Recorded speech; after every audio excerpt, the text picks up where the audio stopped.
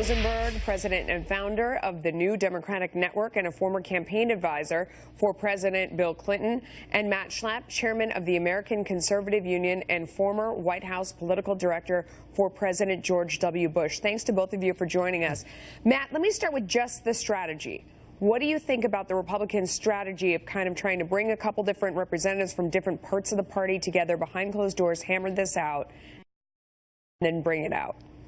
I think Mitch McConnell knows the Senate better than any human being who's alive. And I think he realized this was his only way to try to fashion a Republican alternative that could get through the Senate, was to work his conference member by member and try to get there. It's a tough task, but it was probably his only path to get there. And if they don't get this done, I think the political consequences are very severe for the Republicans. Absolutely. And Simon, just from a strategic point of view, if you were looking at it, just on being one side or the other, do you think that the way the Republicans are going about it makes the most sense in terms of getting what they want?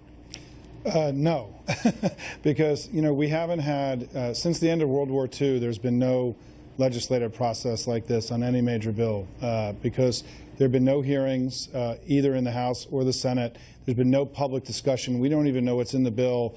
This is not the way democracies work. This is the way that other political, or other kinds of political organizations work. But you've heard the response to that Republicans feel like last time around it was jammed down their throat. But that's not true. Hang on. But that's also not true. Whoa. Democrats came out and said, like Chuck Schumer, that you're not going to get any Democrats no matter what. So this was the response. So are you asking me? Yes, I am. Simon, I'm asking you that's their response to your argument. So how do you understand, respond to that? but the point I'm making is that in fashioning legislation, first of all, we didn't shove it down the Republicans' throat. There were many Republican amendments that got voted on and ended up in the final legislation. There was over a year of debate that took place that was open and public.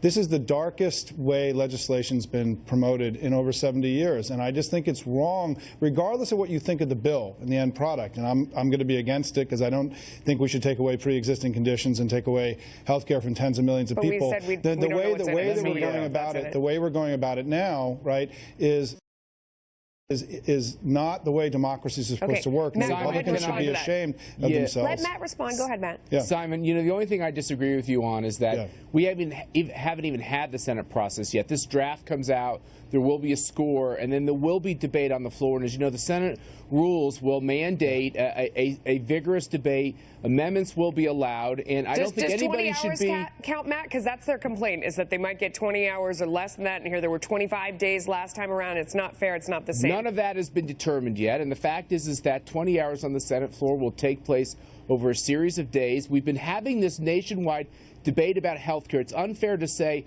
that we haven't had it. We've been having it for dang near a decade. We've been having it for every day of the Obama administration, Republicans and Democrats, the country. And Obamacare lost an election after election after election, and it's put up or shut up time for the Republicans. They got to get it done. I think we can all agree on that part. All right, guys. Thanks to both of you.